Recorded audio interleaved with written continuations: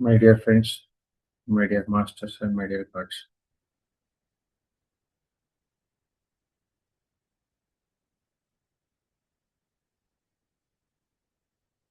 ನಮ್ಮ ಗುರುಗಳ 365 ಆ ಒಂದು ಜ್ಞಾನಾಮೃತದಲ್ಲಿ ಇವತ್ತು 102ನೇ ದಿನ. ಇವತ್ತಿನ ವಿಷಯ ಏನಪ್ಪಾ ಅಂದ್ರೆ ಆಧ್ಯಾತ್ಮಿಕ ಶಾಸ್ತ್ರದ ರೂಪುರೇಷೆಗಳು.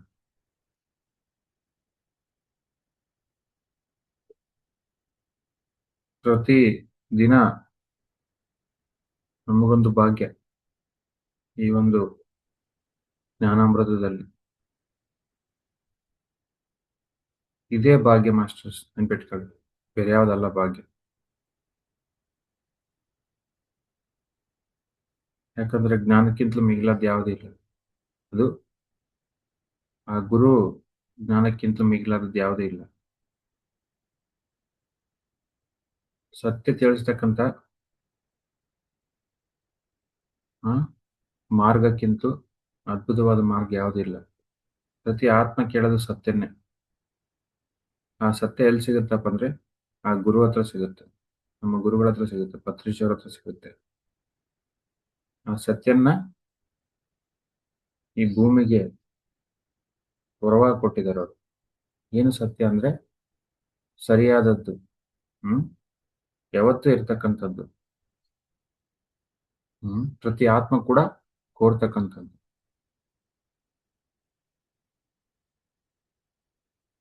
ಸೊ ಹಾಗಾಗಿ ನಾವು ಪ್ರತಿದಿನ ಬೆಳಿಗ್ಗೆ ಕಾಯ್ತಾ ಇರ್ತೀವಿ, ಏನಿವತ್ತು ಸತ್ಯ ಸಿಗುತ್ತೆ ನನಗೆ ನಮ್ಮ ಗುರುಗಳಿಂದ, ನಮ್ಮ ಗುರುಗಳ ವಾಣಿಯಿಂದ ಏನ್ ಸತ್ಯ ಸಿಗುತ್ತೆ ಅಂತ ಕಾಯ್ತಾ ಇರ್ತೀವಿ ನಾವು.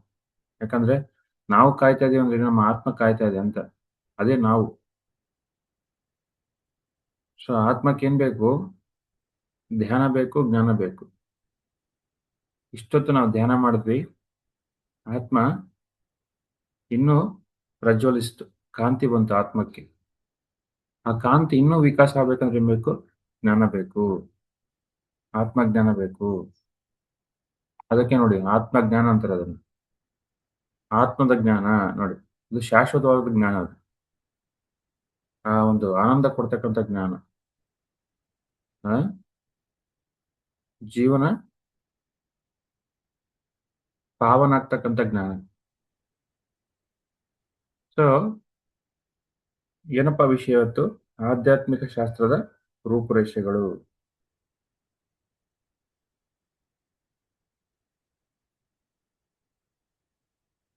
ಆಧ್ಯಾತ್ಮಿಕ ಶಾಸ್ತ್ರ ಇದು. ಏನಿದು? ವಿಜ್ಞಾನ, ಇದು ಸೈನ್ಸ್ ಇದು. ಸೊ ಈ ಸೈನ್ಸ್ ಏನ್ ಹೇಳುತ್ತಪ್ಪ? ಆಧ್ಯಾತ್ಮಿಕ ಶಾಸ್ತ್ರದ ರೂಪುರೇಷೆಗಳು ಇನ್ನು ಮುಂದೋದ್ರೆ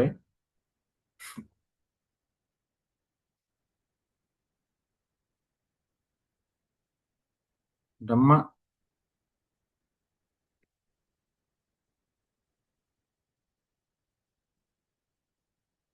ಪರಿಸ್ಥಿತಿಗಳಿಗೆ ನಾವೇ ಕಾರಣ. ಮತ್ತೆ ಮತ್ತೆ ಇದನ್ನೇ ತಿಳ್ಕೋಬೇಕು. ಪ್ರತಿ ಮನುಷ್ಯನ ಆ ಒಂದು ಸ್ಥಿತಿಗೆ ಅವನೇ ಕಾರಣ. ಏನಪ್ಪಾ ಕಾರಣ? ಏನಪ್ಪಾ ಅಂತಂದ್ರೆ ಹಿಂಸೆ. ನೋಡಿ, ಏನು ಹಿಂಸೆ? ಅವನಿಗೆ ಅವನು ಹಿಂಸೆ ಮಾಡ್ಕೊಂಡಿದ್ದಾನೆ. ಯಾವುದರಿಂದ? ಅಜ್ಞಾನದಿಂದ. ಏನಪ್ಪಾ ಅಜ್ಞಾನ ಅಂತಂದ್ರೆ ಅವಿದ್ಯೆನೇ ಅಜ್ಞಾನ. ಏನು ಅವಿದ್ಯೆ ಯಾಕೆ ಬಂತು ಅಂತಂದ್ರೆ ಸಾಧನೆ ಇಲ್ಲದೆ ಅವಿದ್ಯೆ ಬಂತು. ಆಸೆಯಿಂದ ಅವಿದ್ಯೆ ಬಂತು. ಆಸೆಗೆ ಕಾರಣ ಏನು? ಆ ಒಂದು ಧ್ಯಾನ ಮಾರ್ಗಕ್ಕೆ ಬಂದಿಲ್ಲ. ಅವಿದ್ಯೆ ಹೋಗ್ಬೇಕಂದ್ರೆ ಏನ್ ಮಾಡ್ಬೇಕು? ವಿದ್ಯೆನೇ ಹಿಡಿಬೇಕು. ಏನಪ್ಪಾ ವಿದ್ಯೆ ಅಂತಂದ್ರೆ ಧ್ಯಾನನೇ ವಿದ್ಯೆ. ಆತ್ಮಜ್ಞಾನ ಬೇಕು, ಅದೇ ವಿದ್ಯೆ. ಈ ಆತ್ಮಜ್ಞಾನ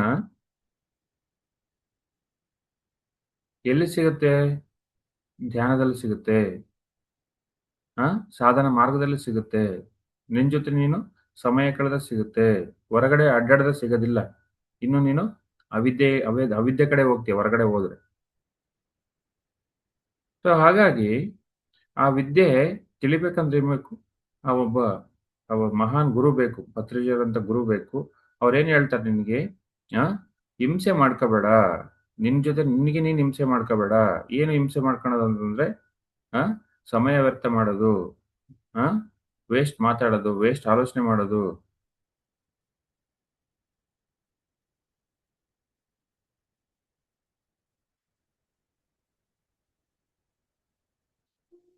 ಯಾವಾಗ್ಲೂ ನಮಗೆ ನಾವು ಹಿಂಸೆ ಮಾಡ್ಕೋಬಾರ್ದು.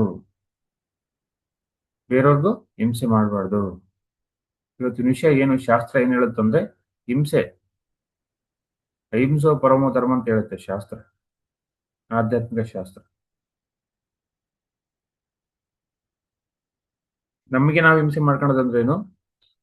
ಸಮಯ ವ್ಯರ್ಥ ಮಾಡೋದು, ಶಕ್ತಿ ವ್ಯರ್ಥ ಮಾಡ್ಕೊಳ್ಳೋದು.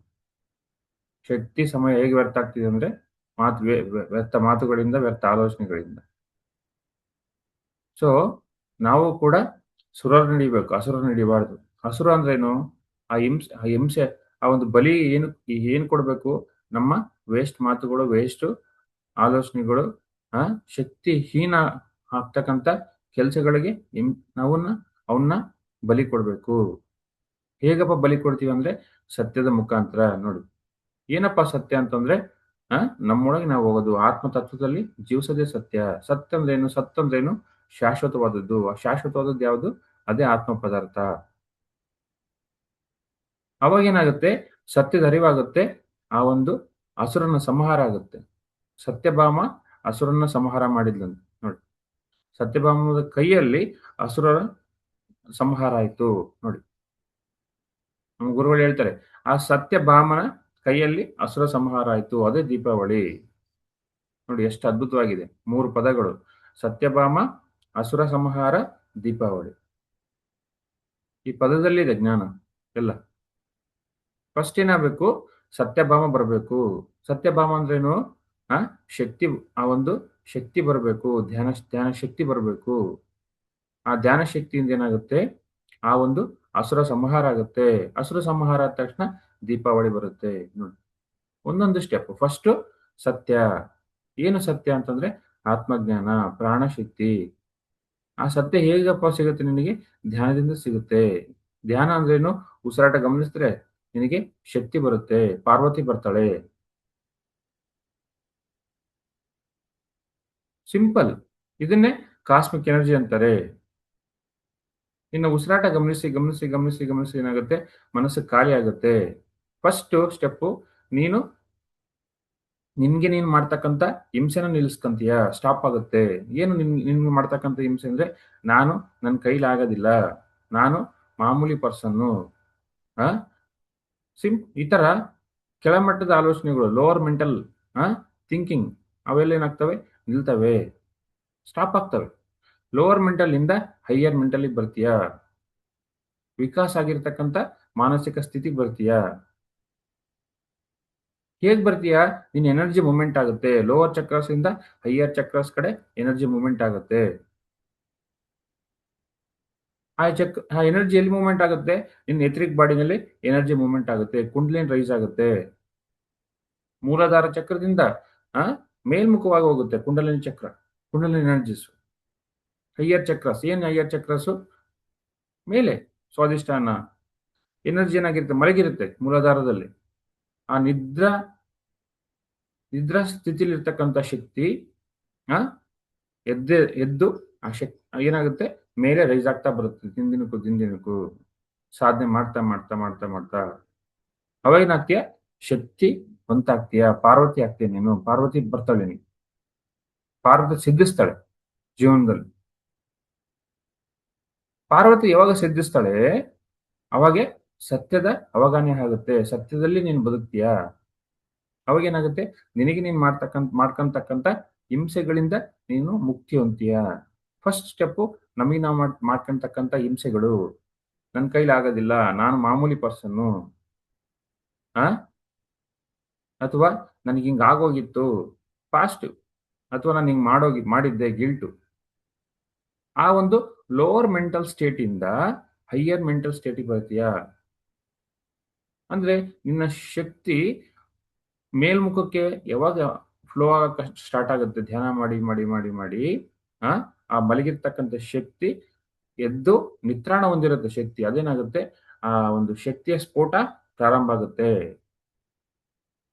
ಧ್ಯಾನ ಪ್ರಾರಂಭ ಮಾಡಿದ ತಕ್ಷಣ ಅದೇನಾಗುತ್ತೆ, ರೈಸ್ ಆಗ್ತಾ ಬರುತ್ತೆ. ಆ ಎಥರಿಕ್ ಬಾಡಿ ಅಂತಕ್ಕಂಥದ್ದು ಕ್ಲೆನ್ಸ್ ಆಗ್ತಾ ಬರುತ್ತೆ. ಅದೇ ಎನರ್ಜಿ ಮೂವ್‌ಮೆಂಟ್ಸ್. ಅದೇ ಚಕ್ರ ಎನರ್ಜಿ ರೈಸು ಚಕ್ರ ಒಂದೊಂದೊಂದು ಕ್ಲೆನ್ಸ್ ಆಗ್ತಾ ಇರುತ್ತೆ. ಶಕ್ತಿ ಕ್ಷೇತ್ರಗಳು ಆ ಆ ಶ ನಿ ಶಕ್ತಿ ಹೀನಾಗಿರ್ತವೆ. ಆ ಚಕ್ರಗಳೆಲ್ಲ ಒಂದೊಂದೊಂದೊಂದು ಆಕ್ಟಿವ್ ಆಗ್ತಾ ಬರ್ತವೆ. ಅಂದ್ರೆ ಶಕ್ತಿ ಕ್ಷೇತ್ರಗಳು ಎನರ್ಜೈಸ್ ಆದವು ಒಂದೊಂದು. ಅವಾಗ ಎನರ್ಜಿ ರೈಸ್ ಆಯ್ತು ನಿಂದು. ನೋಡಿ. ಆ ಎನರ್ಜಿ ರೈಸ್ ಆದಾಗ ಪಾರ್ವತಿ ಒಲಿತಾಳೆ ಜೀವನದಲ್ಲಿ. ನೋಡಿ. ಸಿಕ್ತು ನಿನಗೆ. ಏನ್ ಸಿಕ್ತು? ಶಕ್ತಿ ಸಿಕ್ತು. ಪ್ರಾಣಶಕ್ತಿ ಸಿಕ್ತು. ಸಿಕ್ಕೇನಾಗುತ್ತೆ, ಆ ಮನಸ್ಸೆಲ್ಲ ಖಾಲಿ ಆಗುತ್ತೆ. ಮನಸ್ಸು ಖಾಲಿ ಆದ್ರೆ ನಮಗೆ ಮಾಡ್ಕೊಂತಕ್ಕಂಥ ಹಿಂಸೆಯಿಂದ ನಾವು ಹೊರಗೆ ಬರ್ತೀವಿ ಸಂಪೂರ್ಣವಾಗಿ. ಇದೇ ಸತ್ಯಭಾಮ ಸಿಕ್ರು ನಿನಗೆ. ಪಾರ್ವತಿ ಸಿಕ್ಲು. ನೋಡಿ. ಇದೇ ವಿಜ್ಞಾನ. ಏನು? ಲೋವರ್ ಮೆಂಟಲ್ ಇಂದ ಹೈಯರ್ ಮೆಂಟಲ್‌ಗೆ ಬಂದೀಯ. ಒಂದು ವಿಕಾಸ ಹೊಂದಿರತಕ್ಕಂಥ ಮಾನಸಿಕ ಸ್ಥಿತಿಯಲ್ಲಿ ಬಂದೆ ನೀನು. ಅದೇ ಬುದ್ಧಿ. ವಿಕಾಸ ಹೊಂದಿರತಕ್ಕಂಥ ಮಾನಸಿಕ ಸ್ಥಿತಿನೇ ಬುದ್ಧಿ. ಅವಾಗ ಬುದ್ಧಿ ಬಂತು ನಿನಗೆ. ಯಾವಾಗ ಏನ್ ಮಾಡ್ತೀಯ? ವೇಸ್ಟ್ ಮಾತುಗಳು, ವೇಸ್ಟ್ ಆಲೋಚನೆಗಳು, ಆ ಮಾಂಸ, ಆ ಗಾಸಿಪ್‌ಗಳು, ಕಮೆಂಟ್‌ಗಳು ಕೇಳಿದ್ವಲ್ಲ, ಇವೆಲ್ಲ ಸ್ಟಾಪ್ ಆಗ್ತವೆ. ಸಹಜವಾಗಿ ಏನಾಗುತ್ತೆ? ಸತ್ಯದಲ್ಲಿ ಜೀವಿಸ್ತೀಯ. ಸತ್ಯಭಾಮ ಒಲಿದ್ಲು ನಿನಗೆ. ಪಾರ್ವತಿ ಒಲಿದ್ಲು. First step. ನೆಕ್ಸ್ಟ್ ಏನ್ ಮಾಡ್ತೀಯ? ಸತ್ಯಭಾಮ ಒಲಿದ ತಕ್ಷಣ ಏನ್ ಸಿಗುತ್ತೆ? ಅಸುರನ ಸಂಹಾರ ಮಾಡ್ಕೊಂತೀವಿ. ನಮ್ಮಲ್ಲಿರ್ತಕ್ಕಂಥ ಅಸುರನ ಸಂಹಾರ ಮಾಡ್ತೀವಿ ನಾವು. ಸಂಹಾರ ಸಹಜವಾಗಿ ಆಗ್ಬಿಡುತ್ತೆ ದಿನದಿನಕ್ಕೂ. ಅವನ್ನೆಲ್ಲ ಕ್ಲೀನ್ ಆಗ್ತಾ ಬರ್ತೀವಿ. ದಿನ. ಶುದ್ಧ ಆಗ್ತಾ ಬರ್ತೀವಿ. ಶುದ್ಧ ಆಗೋದಂದ್ರೆ ಏನು? ನಿನ್ನ ಎಥರಿಕ್ ಬಾಡಿ ಎಲ್ಲ ಶುದ್ಧ ಆಯ್ತು. ಅಂದ್ರೆ ನಿನ್ನ ಅನಾರೋಗ್ಯ ಎಲ್ಲ ಹೋಯ್ತು ಒಂದೊಂದು. ಈ ಫಿಸಿಕಲ್ ಬಾಡಿಲಿ ಇರ್ತಕ್ಕಂಥ ಅನಾರೋಗ್ಯ ಹೋಯ್ತು. ಮೆಂಟಲ್ ಬಾಡಿಲಿ ಇರ್ತಕ್ಕಂಥ ಅನಾರೋಗ್ಯ ಹೋಯ್ತು. ಫಿಸಿಕಲ್ ಬಾಡಿಲಿ ಏನೇ ರೋಗಗಳು ಇರಲಿ ಎಲ್ಲ ಹೋಗ್ತವೆ. ಯಾಕೆ ಹೋಗಿಲ್ಲ? ಇನ್ನು ಪಾರ್ವತಿ ಒಲಿದಿಲ್ಲ ಅಂದ್ರೆ ಹೋಗಿರೋದಿಲ್ಲ. ಪಾರ್ವತಿ ಒಲಿಬೇಕಂದ್ರೆ ಏನ್ ಮಾಡ್ಬೇಕು? ಪಾರ್ವತಿ ಹತ್ರ ಧ್ಯಾನ ಮಾಡ್ಬೇಕು. ಅಷ್ಟೇ. ಆ ಶಿವ ಯಾವಾಗ ಒಲ್ದ ಪಾರ್ವತಿಗೆ? ಅವನು ಹೇಳಿದಷ್ಟು ಧ್ಯಾನ ಮಾಡಿದಾಗ ಪಾರ್ವತಿ ಶಿವಗ ಇಷ್ಟ ಆದ್ಲು. ಅವಾಗೆ ಮದುವೆ ಆಯ್ತು. ಕಲ್ಯಾಣ ಯಾವಾಗಾಯ್ತು? ಶಿವ-ಪಾರ್ವತಿ ಕಲ್ಯಾಣ. ಶಿವ ಹೇಳಿದಷ್ಟು ಪಾರ್ವತಿ ಧ್ಯಾನ ಮಾಡಿದ್ಮೇಲೆನೆ ಶಿವ-ಪಾರ್ವತಿ ಕಲ್ಯಾಣ ಆಗಿದ್ದು. ಅಲ್ಲೇ ತನಕ ಶಿವ ಒಪ್ಪಲಿಲ್ಲ, ಸ್ವೀಕರಿಸಲಿಲ್ಲ ಪಾರ್ವತಿನ. ನಾವು ಕೂಡ ಆ ಪಾರ್ವತಿ ನಮಗೆ ಒಲಿಬೇಕಂದ್ರೆ ಏನ್ ಮಾಡ್ಬೇಕು? ಅಷ್ಟು ಸಾಧನೆ ಮಾಡಲೇಬೇಕು. ಅಷ್ಟು ಸಾಧನೆ ಮಾಡಿದಾಗ ಏನಾಗುತ್ತೆ? ಈ ದೇಹ ಶುದ್ಧಿ ಆಗುತ್ತೆ. ದೇಹ ಶುದ್ಧಿ ಆಗೋದಂದ್ರೇನು? ನಿನ್ನ ಎಥರಿಕ್ ಬಾಡಿಯಲ್ಲಿ ಇರ್ತಕ್ಕಂಥ ರೋಗಗಳೆಲ್ಲ ಶುದ್ಧ ಆಗ್ತವೆ, ಕ್ಲೀನ್ ಆಗ್ತವೆ ಸಂಪೂರ್ಣವಾಗಿ. ಬಾಡಿ ಒಂದೇ ಕ್ಲೀನ್ ಆಗೋದಿಲ್ಲ, ಮನಸ್ಸು ಕೂಡ ಕ್ಲೀನ್ ಆಗುತ್ತೆ. ಯಾಕಂದ್ರೆ ದೇಹ ಮನಸ್ಸು ಒಂದೇ, ಬೇರೆ ಅಲ್ಲ. ಅಲ್ಲಿ ಕೂಡ ಅನಾರೋಗ್ಯ ಇದೆ. ಆರೋಗ್ಯ ಅಂದ್ರೇನು?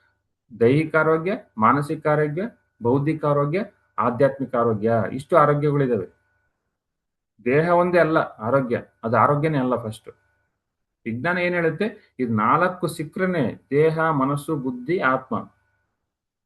ಆ ಸ್ಪಿರಿಚುವಲ್ ಹೆಲ್ತ್ ಅದು ಕೂಡ ಅವೆಲ್ಲ 4 ಬಂದ್ರೇನೆ ಸಂಪೂರ್ಣ ಆರೋಗ್ಯ. ನೋಡಿ. ಆ ಸಂಪೂರ್ಣ ಆರೋಗ್ಯ ಬಂದಾಗ ಸಹಜವಾಗಿ ನಿನ್ನ ಆತ್ಮ ತತ್ವ ಗೊತ್ತಾಗುತ್ತೆ ನಿನಗೆ.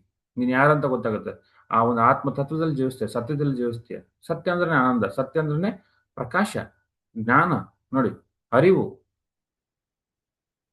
ಸೊ, ಆ ಸಂಪೂರ್ಣ ಅರಿವು ಯಾವಾಗ ಬಂತು ನಿನಗೆ? ಸಹಜವಾಗಿ ನಿನ್ನ ಅರಿವು ಬಂತಂದ್ರೇನು? ಎಲ್ಲ ಅಸುರ ಕ್ವಾಲಿಟೀಸು ಎಲ್ಲ ಹೋದ್ವು. ಆ ರಾಕ್ಷಸ ಕ್ವಾಲಿಟೀಸ್ ಹೋದ್ವು. ಮಾಂಸ ಬಿಟ್ಟಿ, ಗಾಸಿಪ್ ಬಿಟ್ಟಿ, ಕಮೆಂಟ್ ಬಿಟ್ಟಿ, ಜಡ್ಜ್‌ಮೆಂಟ್ ಬಿಟ್ಟಿ, ಆ ಲೋವರ್ ಥಿಂಕಿಂಗ್ ಬಿಟ್ಟಿ, ಅಸುರ ಸಂಹಾರ ಆದ್ರು. ಸಹಜವಾಗಿ ದೀಪಾವಳಿ ಬಂತು ನೋಡಿ. ಈ ಒಂದು ಎಕ್ಸಾಂಪಲ್ ಗುರುಗಳು ಇದೇ ಹೇಳ್ತಾರೆ. ಆ ಸತ್ಯಭಾಮ, ಅಸುರ ಸಂಹಾರ, ದೀಪಾವಳಿ. ಅಲ್ಲೇ ತನಕ ದೀಪಾವಳಿ ಬರಕ್ ಸಾಧ್ಯ ಇಲ್ಲ, ಅಸಂಭವ. ಹೇಗೆ ಸಾಧ್ಯ? ಮನಸ್ಸಲ್ಲಿ ದುಃಖ ಇದೆ, ಆತ್ಮದಲ್ಲಿ ಭಯ ಇದ್ರೆ ದೀಪಾವಳಿ ಹೇಗೆ ಆಗಕ್ ಸಾಧ್ಯ? ದೀಪಾವಳಿ ಮಾಡ್ತಾರೆ ನಟನೆಗೆ, ಪಟಾಕಿ ಬಿಡ್ತಾರೆ ನಟನೆಗೆ. ಸುಮ್ನೆ ಒಳಗಡೆ ದುಃಖ, ಮತ್ತೆ ಅವೇ ಮಾತುಗಳು, ಅವೇ ಆಲೋಚನೆಗಳು, ಅದೇ ಆಹಾರ. ಅದು ದೀಪಾವಳಿ ಅಲ್ಲೇ ಅಲ್ಲ. ದೀಪಾವಳಿ ಅನ್ನೋದು ಒಳಗಿಂದ ಬರಬೇಕು. ಕಾಂತಿ ಪ್ರಕಾಶ ಒಳಗಿಂದ ಬರಬೇಕು. ಅಂದ್ರೆ ಸಂಹಾರ ಆಗ್ಬೇಕು. ಅದು ಇರೋದು. ಏನ್ ಸಂಹಾರ? ಅಸುರ ಕ್ವಾಲಿಟೀಸ್ ಎಲ್ಲ ಸಂಹಾರ ಆಗ್ಬೇಕು. ಇದು ವಿಜ್ಞಾನ. ನೋಡಿ, ಆ ಲೋವರ್ ಮೆಂಟಲ್ ಸ್ಟೇಟ್ ಇಂದ ಆ ಮೂಲಾಧಾರ ಚಕ್ರದಿಂದ ಹೈಯರ್ ಮೆಂಟಲ್ ಸ್ಟೇಟು, ವಿಕಾಸ ಹೊಂದಿರತಕ್ಕಂಥ ಮನಸ್ಸು ಅಂದ್ರೆ ಬುದ್ಧಿ, ಸಂಪೂರ್ಣ ಬುದ್ಧಿ ಬರಬೇಕು. ಎನರ್ಜಿ ನೋಡಿ, ಎನರ್ಜಿ ಮಲಗಿಬಿಟ್ಟಿದೆ, ಇನ್ನೇಕ್ ಸಾಧ್ಯ? ಬುದ್ಧಿ ಬರಕ್ಕೆ ಹೇಗೆ ಸಾಧ್ಯ? ಆ ಶಕ್ತಿ ಹೀನ ಆಗ್ಬಿಟ್ಟಿದ್ವಿ ನಾವು. ಯಾಕೆ? ಧ್ಯಾನ ಇಲ್ಲದೆ ಆ ಆ ಉಸಿರಾಟ ಗಮನಿಸಿ ಗಮನಿಸಿ ಗಮನಿಸಿ ಗಮನಿಸಿ ಶಕ್ತಿ ಪಡೆದು ಪಡೆದು ಪಡೆದು ಪಡೆದು ಪಡೆದು ನಾವೇನಾಗ್ತೀವಿ? ದೀಪಾವಳಿನ ನಾವು ಸಿದ್ಧಿಸ್ಕೊಂತೀವಿ, ಪಾರ್ವತಿ ಸಿದ್ಧಿಸ್ಕೊಂತೀವಿ. ಯಾವಾಗ ದೀಪಾವಳಿ ಸಹಜವಾಗಿ ಬರುತ್ತೆ. ಪಾರ್ವತಿ ಅಂದ್ರೇನೆ ಸತ್ಯಭಾಮ. ನೋಡಿ, ಸತ್ಯಭಾಮ ಕೈಯಿಂದ ಅಸುರರು ಸಂಹಾರ ಆದ್ರು, ಅವಾಗ ದೀಪಾವಳಿ ಬಂತು. 3 ಪದಗಳು ಅದ್ಭುತವಾಗಿದ್ದಾವೆ, ಸಿಂಪಲ್ ಆಗಿದ್ದಾವೆ. ಅರ್ಥ ಆಗ್ಲಿಲ್ಲ. ಯಾಕೆ ಅರ್ಥ ಆಗ್ಲಿಲ್ಲ? ದೀಪಾವಳಿ ಮೇಲೆ ದೀಪಾವಳಿ ಮಾಡಿದ್ರು ಮಾಡಿದ್ರು ಮಾಡಿದ್ರು ದೀಪಾವಳಿಗಳು ಏನು ಬದಲಾಗ್ಲಿಲ್ಲ. ಅದೇ ಅನಾರೋಗ್ಯ, ಅದೇ ವೇಸ್ಟ್ ಮಾತುಗಳು, ಅದೇ ವೇಸ್ಟ್ ಆಲೋಚನೆಗಳು, ಅದೇ ಅದೇ ಆಹಾರ ಪದ್ಧತಿ. ನೋಡಿ, ಸೊ ಮಾಸ್ಟರ್ಸ್ ಪ್ರತಿ ಒಬ್ಬರು ಕೂಡ ಗುರುಗಳು ಹೇಳೋದು ಭೂಮಿ ಮೇಲೆ ಶಾಕಾಹಾರಿ ಆಗ್ಲೇಬೇಕು, ಸಸ್ಯಾಹಾರಿ ಆಗ್ಲೇಬೇಕು. ಅಲ್ಲೇ ತನಕ ಅವ್ರ ಜೀವನದಲ್ಲಿ ದೀಪಾವಳಿ ನೋಡಕ್ ಸಾಧ್ಯನೇ ಇಲ್ಲ. ಹೇಗ್ ಸಾಧ್ಯ? ಒಳಗಡೆ ಆಹಾರ, ಒಳಗಡೆ ಹೊಟ್ಟೆನಲ್ಲಿ ಮಾಂಸಾಹಾರ, ಅದೇ ಕ್ವಾಲಿಟೀಸ್ ಬರ್ತವೆ. ಈ ಪ್ರಪಂಚ ಎಲ್ಲ ಸರಿ ಆಗ್ಬೇಕಂದ್ರೆ ಪ್ರತಿಯೊಬ್ಬನು ಕೂಡ ಸಸ್ಯಾಹಾರಿ ಆಗ್ಲೇಬೇಕು. ನಮ್ಮ ಗುರುಗಳು ಹೇಳ್ತಾರೆ, ಎಲ್ಲ ತನಕ ಸಸ್ಯಾಹಾರಿಗಳಾಗಲ್ಲ. ಪಿರಮಿಡ್ ಮಾಸ್ಟರ್ಸ್ ಮಾತಾಡ್ತಾನೆ ಇರ್ತಾರೆ, ಕೆಲಸ ಮಾಡ್ತಾನೆ ಇರ್ತಾರೆ. ಈ ಭೂಮಿ ಮೇಲೆ ಹೇಗ್ ಬದುಕ್ತಿದಾರೆ ಅಂತಂದ್ರೆ, ಕಣ್ಣಿದ್ದು ಕುರುಡರಾಗಿದ್ದಾರೆ. ಆ ಬುದ್ಧಿ, ತಲೆಯಲ್ಲಿ ಬುದ್ಧಿ ಇದೆ, ಬುದ್ಧಿಹೀನರಾಗಿದ್ದಾರೆ. ಬಾಯಿದೆ, ವೇಸ್ಟ್ ಮಾತಾಡ್ತಿದ್ದಾರೆ. ಯಾವಾಗ ಈ ಸತ್ಯಭಾಮ ಹೊಲಿತಾಳೆ, ಆ ಆ ಬಾಯಿ ಅಂತಕ್ಕಂಥದ್ದು, ಮಾತು ಅಂತಕ್ಕಂಥದ್ದು ಲೋಕ ಕಲ್ಯಾಣ ಆಗ್ತಕ್ಕಂಥ ಮಾತುಗಳು ಬರ್ತವೆ. ಆ ಬಾಯಿ, ಬಾಯಿಂದ ವೇಸ್ಟ್ ಮಾತುಗಳು ಬಂದ್ರೆ ಅವನು ಅವನು ಆ ಒಂದು ಪಶುನೇ. ನೋಡಿ, ಬಾಯಿದ್ದು ಪಶುನೇ. ಮಾತಿದೆ, ಆ ಪಶುವಿಗೆ ಮಾತಿಲ್ಲ. ನಮಗೆ ಮಾತುಗಳಿದಾವೆ, ಮಾತುಗಳು ಲೋಕ ಕಲ್ಯಾಣವಾಗ್ತಕ್ಕಂಥ ಮಾತುಗಳು, ಸತ್ಯವಾಕುಗಳು ಬಂದಿಲ್ಲ ಅಂದ್ರೆ ಪಶುನೇ ಅಂತಾರೆ ಗುರುಗಳು. ಇದ್ದು ಇಲ್ದಂಗೆ, ಕಣ್ಣಿದ್ದು ಇಲ್ದಂಗೆ, ಬುದ್ಧಿ ಇದ್ದು ಇಲ್ದಂಗೆ, ಮಾತಿದ್ದು ಇಲ್ದಂಗೆ. ನೋಡಿ, ಗುರುಗಳು ಏನ್ ಹೇಳ್ತಾರೆ? ಇವೆಲ್ಲ ಇದಾವೆ ನಿನ್ನ ಹತ್ರ, ಎಲ್ಲ ಶಕ್ತಿಗಳು, ಎಲ್ಲ ಒಂದು ಆ ಒಂದು ಕೆಪಾಸಿಟಿಗಳಿದೆ, ಅವು ಇದ್ದು ಇಲ್ದಂಗಿದಾವೆ, ಹಂಗಾಗಿ ಪಶು ಆಗಿದೆಯಾ ನೀನು ಅಂತ ಹೇಳ್ತಾರೆ. ಅವು ಇದ್ದು ಏನ್ ಸಾರ್ಥಕ? ಅವ್ರಿಗೆ ಕೇಳ್ತಾರೆ, ಅವು ಇದ್ದು ಏನ್ ಸಾರ್ಥಕ? ಆ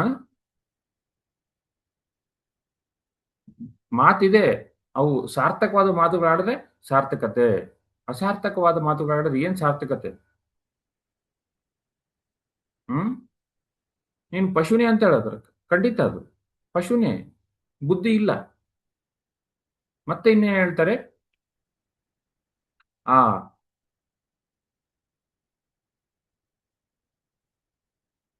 ಹಸು ಇದೆ, ಹಸು ಏನ್ ಮಾಡುತ್ತೆ? ಅದಕ್ಕೆ ಸಾಧು ಜಂತು ಅಂತೀವಿ ನಾವು. ಅದನ್ನೇ ಅದೇ ಹುಲಿನ, ಸಿಂಹನ ಏನಂತೀವಿ? ಕ್ರೂರ ಮೃಗಗಳು ಅಂತೀವಿ. ಕ್ರೂರ ಮೃಗಗಳು ಅಂತೀವಿ ನಾವು, ಕ್ರೂರ ಮೃಗಗಳು ಅಂತೀವಿ ಅವನು. ನೋಡಿ, ಕ್ರೂರವಾದದ್ದು ಮೃಗಗಳು ಅಂತೀವಿ ಅವನು. ಅದೇ ಮನುಷ್ಯ ಮಾಂಸ ತಿಂದ್ರೆ ಇನ್ನೇನು ಅನ್ಬೇಕು? ಅವನು ವಿಕಾಸ ಹೊಂದಿರತಕ್ಕಂಥ ಜೀವಿ. ಅವನು ಮಾಂಸ ತಿಂದ್ರೆ ಆ ಕ್ರೂರ ಮೃಗಗಳಿಗಿಂತ ಹೀನವಾದವನು, ಅದಕ್ಕಿಂತ ಹೀನವಾದವನು ಅಂತ ಹೇಳ್ತಾರೆ ಗುರುಗಳು. ಖಂಡಿತ. ಯಾಕಾಗೋದಿಲ್ಲ? ಮಾಂಸ ತಿಂದ್ರೆ ಮನುಷ್ಯ, ಅವನು ಮನುಷ್ಯನೇ ಅಲ್ಲ. ಫಸ್ಟ್ ಪಶುಗಿಂತ ಹೀನ ಅವನು, ಕ್ರೂರ ಮೃಗಗಳಿಗಿಂತ ಹೀನ ಅವನು. ಈ ದರಿದ್ರ ಹೋಗೋ ತನಕ ನಾನು ಮಾತಾಡ್ತಾನೆ ಇರ್ತೀನಿ ಅಂತಾರೆ ನಮ್ಮ ಗುರುಗಳು. ಖಂಡಿತ ಪಿರಮಿಡ್ ಮಾಸ್ಟರ್ ಈ ದರಿದ್ರ ಹೋಗೋ ತನಕ ಮಾತಾಡ್ತಾನೆ ಇರ್ತಾರೆ. ಅಂದ್ರೆ ಆ ಕ್ರೂರ ಮೃಗಗಳು ಅಂತೀವಿ ನೋಡಿ, ಅದಕ್ಕೆ ಮಾಂಸ ತಿನ್ನೋದಕ್ಕೋಸ್ಕರ ಬೇಟೆ ಆಡಿ ಅದನ್ನ ಸಾಯಿಸಿ ತಿನ್ನೋದಕ್ಕೋಸ್ಕರನೇ ಆ ಕ್ರೂರ ಮೃಗಗಳು ಅಂತೀವಿ. ಮನುಷ್ಯ ತಿಳಿದವನಂತಾರೆ, ಅವನಿಗೆ ಮಾತಿದೆ, ವಿಚಾರ, ತಪ್ಪು ಸರಿ ಅರ್ಥ ಮಾಡ್ತಕ್ಕಂಥ ಬುದ್ಧಿ ಇದೆ ತಲೆಯಲ್ಲಿ, ಬಟ್ ಕೆಲಸ ಮಾಡ್ತಿಲ್ಲ. ಆದ್ರೆ ಏನ್ ಮಾಡ್ತಿದ್ದಾನೆ? ಹೋಗ್ಬಿಟ್ಟು ಸಾಯಿಸಿ ಅವ್ರು ಯಾವನೋ ಸಾಯಿಸ್ತಾನೆ, ಇವನ್ ತಗೊಂಬಂದು ಮನೇಲಿ ಬೇಯಿಸ್ಕೊಂಡು ತಿಂತಾನೆ, ಹೊಟ್ಟೆಗೆ ಹಾಕಂತಾನೆ. ನೋಡಿ, ದೇವಾಲಯಕ್ಕೆ ಹಾಕಂತಾನೆ. ಇದಾ ಬುದ್ಧಿ? ಇದಾ ಮನುಷ್ಯನ ಕೆಲಸ ಮಾಡ್ತಕ್ಕಂಥ? ಇದು ಮಾನವನ ಕೆಲಸನ? ಇದು ಕ್ರೂರ ಮೃಗಗಳಿಂತೂ ಹೀನವಾದ ಕೃತ್ಯ ಅಂತ ಹೇಳ್ತಾರೆ ಗುರುಗಳು. ಪ್ರತಿ ಧ್ಯಾನಿಗೂ ಕೂಡ ಯಾರಿಗೆ ಪಾರ್ವತಿ ಒಲಿದಿದ್ದಳೋ ಅವರೆಲ್ಲರಿಗೂ ಕೂಡ ಇದೇ ಅನ್ಸುತ್ತೆ, ಖಂಡಿತ ಅನ್ಸುತ್ತೆ. ಯಾರು ಎಲ್ಲರೂ ಯಾಕೆ ಮಾತಾಡ್ತಿಲ್ಲ ಭೂಮಿ ಮೇಲೆ ಅಂತಂದ್ರೆ, ಪಿರಮಿಡ್ ಮಾಸ್ಟರ್ಸ್ ಮಾತ್ರ ಯಾಕೆ ಮಾತಾಡ್ತಿದಾರೆ ಅಂದ್ರೆ, ಅವ್ರಿಗೆ ಪಾರ್ವತಿ ಒಲ್ದಿದ್ದಾಳೆ, ಅವ್ರಿಗೆ ಪಾರ್ವತಿ ಒಲ್ದಿಲ್ಲ.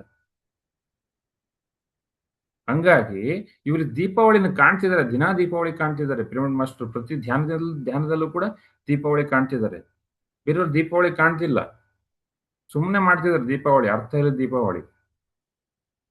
ಇವರು ಸರಿಯಾದ ದೀಪಾವಳಿ ಮಾಡಿ ಆ ಬೆಳಕನ್ನ ಕಂಡು ಆ ಒಂದು ಜ್ಞಾನನ ಕಂಡ್ಕೊಂತಿದ್ದಾರೆ ದಿನ. ಅವಾಗ ಏನಾಗುತ್ತೆ, ಆ ಒಂದು ಕರುಣೆ ಬರುತ್ತೆ, ಕಂಪ್ಯಾಷನ್ ಬರುತ್ತೆ ಒಳಗಿಂದ. ಅವಾಗ ಏನಾಗುತ್ತೆ, ಆ ಒಂದು ಲೋಕ ಕಲ್ಯಾಣವಾಗ್ತಕ್ಕಂಥ ಮಾತುಗಳು, ಧರ್ಮವಾದ ಮಾತುಗಳು ಬಾಯಿಂದ ಬರ್ತವೆ ನೋಡಿ. ಸೊ ಗುರುಗಳು ಏನ್ ಹೇಳ್ತಾರೆ, ಬುದ್ಧಿ ಇದ್ದು ಇಲ್ದೊಂಥರ ಬದುಕ್ತಿದ್ಯಾ, ಕಣ್ಣಿದ್ದು ಕುರುಡೊಂಥರ ಬದುಕ್ತಿದ್ಯಾ, ಅದು ಆಗ್ಬಾರ್ದು. ಅವಾಗ ಏನ್ ಸಾರ್ಥಕತೆ? ಬಾಯಿದ್ರೆ ಏನ್ ಸಾರ್ಥಕತೆ, ಕಣ್ಣಿದ್ರೆ ಏನ್ ಸಾರ್ಥಕತೆ? ಪಶು ಜೀವನ ಬೇಡ, ಪಶುಪತಿ ಆಗು. ಪಶುವಿಗೆ ಪತಿ ಆಗ್ಬೇಕು, ತಂದೆ ಆಗ್ಬೇಕು. ಅವನ ಮೇಲೆ ಆ ಪಶು ಕ್ವಾಲಿಟೀಸ್ ಮೇಲೆ ನೀನು ಆಧಿಪತ್ಯ, ಕಂಟ್ರೋಲ್, ಆ ಕ್ವಾಲಿಟೀಸ್ ಅಸುರ ಸಂಹಾರ ಆಗಿ ಆ ಪತಿ ಆಗ್ಬೇಕು, ಶಿವ ಆಗ್ಬೇಕು ನೋಡಿ. ಹಂಗಾಗಿ ಪಶುಪತಿ ಒಳಗಿರ್ತಾನೆ, ದೇವಸ್ಥಾನ ಗರ್ಭಗುಡಿಯಲ್ಲಿ ಇರ್ತಾನೆ, ಪಶು ಹೊರಗಿರುತ್ತೆ ನೋಡಿ. ಸೊ ಏನಪ್ಪ ವಿಷಯ ಅಂತಂದ್ರೆ, ನಿನಗ್ ಮಾಡ್ಕೊಂತಕ್ಕಂಥ ಹಿಂಸೆಯಿಂದ ಫಸ್ಟ್ ಹೊರಗೆ ಬಾ. ಧ್ಯಾನ ಸಾಧನೆ ಮಾಡಿ ನಿನಗೆ ಯಾವಾಗ ಆ ಹಿಂಸೆ ಮಾಡ್ಕೊಂತಕ್ಕಂಥ ಆ ಒಂದು ಸ್ಥಿತಿ ಹೊರಗೆ ಬರ್ತೀಯ, ನೀನು ಸಂಪೂರ್ಣ ಹೊರಗೆ ಬರ್ತೀಯ, ಸಹಜವಾಗಿ ಕಲ್ಯಾಣ ಆಗುತ್ತೆ, ನಿನಗೆ ಬೆಳಕು ಬರುತ್ತೆ. ಸಹಜವಾಗಿ ಲೋಕ ಕಲ್ಯಾಣಕ್ಕೋಸ್ಕರ ನೀನು ನಿನ್ನ ಜೀವನವೆಲ್ಲ ಮುಡುಪಾಗಿಡ್ತೀಯ ಸಂಸಾರದಲ್ಲಿದ್ದು. ಏನಪ್ಪ ಮುಡುಪಾಗಿಡೋದಂದ್ರೆ, ಸಸ್ಯಾಹಾರ ರ್ಯಾಲಿಗಳು ಮಾಡ್ತೀಯ, ಎಲ್ರಿಗೂ ಹೇಳ್ತೀಯ ಮೂರ್ಖ ತಿನ್ಬೇಡ, ಧ್ಯಾನ ಮಾಡು, ಫಸ್ಟ್ ಮಾಂಸಾಹಾರ ಬಿಡು, ನಿನಗೆ ನೀನು ಹಿಂಸೆ ಮಾಡ್ಕೊಂತಿದೀಯ, ಪಶುಗಳಿಗೂ ಹಿಂಸೆ ಮಾಡ್ತಿದೀಯ, ಕರ್ಮ ಸಂಪಾದಿಸ್ಕೊಂತಿದೀಯ ದಿನ. ಹೇಳ್ತೀವಿ ಎಲ್ರಿಗೂ ಪ್ರತಿ ಕ್ಷಣ, ಬಾ ಧ್ಯಾನ ಮಾಡು, ಜೊತೆ ಕುತ್ಕ ಬಾ, ನನ್ನ ಜೊತೆ ಕುತ್ಕ ಬಾ. ಸೊ ಪ್ರತಿದಿನ ನಾವೇನು ಎಲ್ರೂ ಧ್ಯಾನ ಆಗ್ಬೇಕು. ಯಾಕೆ ಎಲ್ರು ಧ್ಯಾನ ಆಗ್ಬೇಕಂದ್ರೆ, ಎಲ್ಲರೂ ಧ್ಯಾನ ಆದ್ರೆ ತನಗೆ ಮಾಡ್ಕೊಂತಕ್ಕಂಥ ಹಿಂಸೆಯಿಂದ ತಾನು ಹೊರಗೆ ಬರ್ತಾನೆ, ಜೊತೆಗೆ ಈ ಭೂಮಿ ಮೇಲೆ ನಡೀತಕ್ಕಂಥ ಹಿಂಸೆಯಿಂದ ಕೂಡ ಹಿಂಸೆಯನ್ನು ಕೂಡ ನಿಲ್ಸಕ್ಕೆ ದಾರಿ ಮಾಡ್ತಾನೆ ಪಿರಮಿಡ್ ಮಾಸ್ಟರು ನೋಡಿ. ಇದೇ ಆಗ್ಬೇಕು, ಇದೇ ಲೋಕ ಕಲ್ಯಾಣ, ಇದೇ ಪಶುಪತಿ ಕೆಲಸ. ಪಶುಪತಿ ಕೆಲಸ ಏನಪ್ಪ? ಧ್ಯಾನ ಹೇಳೋದು, ಸಸ್ಯಾಹಾರಿ ಆಗು ಅಂತ ಹೇಳೋದು, ಸತ್ಯ ವಾಕುಗಳು ಮಾತಾಡೋದು ನೋಡಿ. ಸೊ ಪ್ರತಿಯೊಬ್ಬರಿಗೂ ಬೇಕು ದೀಪಾವಳಿ. ಯಾರಿಗೆ ಬೇಕಿಲ್ಲ ದೀಪಾವಳಿ? ಬೆಳಕು ಯಾರಿಗೆ ಬೇಕಿಲ್ಲ ಹೇಳಿ? ಎಲ್ಲರಿಗೂ ಬೆಳಕು ಬೇಕು. ಗೊತ್ತಿಲ್ಲ ಅಷ್ಟೇ, ಬೆಳಕು ಏನಂತ ಗೊತ್ತಿಲ್ಲ. ಫಸ್ಟ್ ಬೆಳಕನ್ನು ದೀಪ ಹಚ್ಚೋದು ಅನ್ಕೊಂಡಿದ್ದಾರೆ ಅಷ್ಟೇ, ಅಥವಾ ಲೈಟ್ ಹಾಕೋದು ಅನ್ಕೊಂಡಿದ್ದಾರೆ. ಅಲ್ಲ, ಒಳಗಿಂದ ಬರಬೇಕು ದೀಪ. ಆ ಒಳಗಿನ ದೀಪ ಆನ್ ಆಗ್ಬೇಕು. ಏನು ಒಳಗಿನ ದೀಪ? ಜ್ಞಾನ ನೋಡಿ, ಆತ್ಮಜ್ಞಾನ. ಏನಪ್ಪ ಆತ್ಮಜ್ಞಾನದಿಂದ ಬರ್ತಕ್ಕಂಥ ಲಾಭಗಳೇನಪ್ಪ ಅಂತಂದ್ರೆ, ಭಯದಿಂದ ಹೊರಗೆ ಬರ್ತೀವಿ, ಅಜ್ಞಾನದಿಂದ ಹೊರಗೆ ಬರ್ತೀವಿ, ಅಂಧಕಾರದಿಂದ ಹೊರಗೆ ಬರ್ತೀವಿ. ಏನು ಅಂಧಕಾರ ಅಂತಂದ್ರೆ, ಆ ಒಂದು ನೆಗೆಟಿವ್ ಥಿಂಕಿಂಗು, ನೆಗೆಟಿವ್ ಮಾತುಗಳು, ಅಥವಾ ನನ್ನ ಕೈಲಿ ಆಗಲ್ಲ ಅಂತಕ್ಕಂಥ ಸ್ಥಿತಿ, ಅದೆಲ್ಲದರಿಂದ ಹೊರಗೆ ಬರ್ತೀವಿ. ಅಥವಾ ಯಾರ ಮೇಲೋ ಡಿಪೆಂಡ್ ಆಗೋದು, ಯಾರನ್ನೋ ಪೂಜೆ ಮಾಡ್ತಾ ಕುತ್ಕೊಳ್ಳೋದು, ದೇವಸ್ಥಾನ ಅಲಿಯೋದು ನೋಡಿ, ಇವೆಲ್ಲ ನೆಗೆಟಿವ್ ಥಿಂಕಿಂಗ್. ನೆಗೆಟಿವ್ ಥಿಂಕಿಂಗ್ ಇಂದ ಏನಾಗ್ತೀವಿ? ಭಗವಂತರಾಗ್ತೀವಿ, ಪಶುಪತಿ ಆಗ್ತೀವಿ. ಧ್ಯಾನ ಮಾಡಿ ಮಾಡಿ ಮಾಡಿ ಮಾಡಿ ಮಾಡಿ ಲೋಕ ಕಲ್ಯಾಣ ಮಾಡಿ ಮಾಡಿ ಮಾಡಿ ನೋಡಿ. ಸೊ ಅಹಿಂಸೋ ಪರಮೋ ಧರ್ಮ ನೋಡಿ, ಅದಕ್ಕೆ ಪರಮ ಧರ್ಮ ಅದು. ನಮಗೂ ಹಿಂಸೆ ಬೇಡ, ಧ್ಯಾನ ಮಾಡದೇ ಇದ್ರೆ ನಮಗೂ ಹಿಂಸೆ ಮಾಡ್ಕೊಂತೀವಿ. ಧ್ಯಾನ ಮಾಡಿದ್ಮೇಲೆ ನಮಗೆ ಮಾಡ್ಕೊಂತಕ್ಕಂಥ ಹಿಂಸೆಯಿಂದ ನಾವು ಹೊರಗೆ ಬಂದು ಪ್ರಾಣಿ ಪಕ್ಷಿಗಳಿಗೆ ಆಗ್ತಕ್ಕಂಥ ಹಿಂಸೆಯನ್ನ ಕೂಡ ನಿಲ್ಸಕ್ಕೆ ಪ್ರಯತ್ನ ಮಾಡ್ತಾನೆ ಇರ್ತೀವಿ ಅವಿರತವಾಗಿ ಪ್ರತಿದಿನ. ನೋಡಿ, ಪ್ರತಿಯೊಬ್ರು ಆ ಸ್ಥಿತಿಗೆ ಬರಲೇಬೇಕು, ಆ ಕೆಲಸ ಮಾಡಲೇಬೇಕು. ಅಲ್ಲೇ ತನಕ ಅವನಿಗೆ ಮುಕ್ತಿ ಇಲ್ಲ. ಯಾಕಂದ್ರೆ ನೀನೇನು ಪಡೆದಿದೀಯಾ ಅದು ಎಲ್ರಿಗೂ ಕೂಡ ಹೋಗ್ಲೇಬೇಕು ಅಂತ ಬಯಸ್ತೀಯ ನೀನು. ಒಳಗೆ ಅನ್ಸುತ್ತೆ, ಮಾಡ್ಲೇಬೇಕು ಅದನ್ನ. ಅದೇ ಪರ್ಪಸ್. ಲೈಫ್ ಪರ್ಪಸ್ ಅಂದ್ರೆ ಏನು ಅಲ್ಲ. ನೀನೇನ್ ಸಾಧಿಸ್ಕೊಂಡಿದ್ಯಾ, ಏನ್ ತಿಳ್ಕೊಂಡಿದ್ಯಾ ಅದನ್ನ ಎಲ್ರಿಗೂ ಹೇಳೋದೇ ಲೈಫ್ ಪರ್ಪಸ್. ಅದೇ ಕೊನೆ ಸ್ಥಿತಿ. ಗಾಡ್ಲಿನೆಸ್ ಅಂದ್ರೆ ಏನು? ಭಗವಂತ ಅಂದ್ರೇನು? ಇದೇ ಕೆಲಸ ಮಾಡ್ತಿರ್ತಾನೆ ಯಾವಾಗ್ಲೂ ಕೂಡ. ಏನು? ಎಲ್ಲರೂ ಧ್ಯಾನಿಗಳಾಗ್ಬೇಕು, ಎಲ್ಲರೂ ಸಸ್ಯಾಹಾರಿಗಳಾಗ್ಬೇಕು, ಮಾಂಸ ನಿಲ್ಬೇಕು ಭೂಮಿ ಮೇಲೆ. ಪ್ರತಿ ಜೀವಿ ಆರಾಮಾಗಿ ಬದುಕ್ಬೇಕು ಭೂಮಿ ಮೇಲೆ.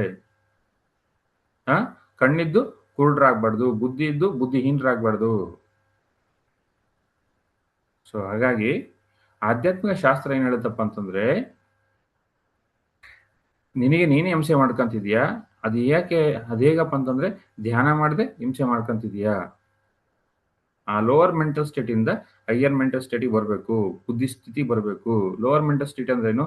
ಮೂಲಾಧಾರದ ಇರ್ತಕ್ಕಂಥ ಶಕ್ತಿ ದಿನ ಧ್ಯಾನ ಮಾಡಿ ಮಾಡಿ ಮಾಡಿ ಆ ಒಂದು ರೈಸ್ ಆಗಿ ಆ ಒಂದು ಅಜ್ಞಾ ಚಕ್ರದಿಂದ ಸಹಸ್ರಾರ ಸ್ಥಿತಿಗೆ ಹೋಗ್ಬೇಕು ನೀನು.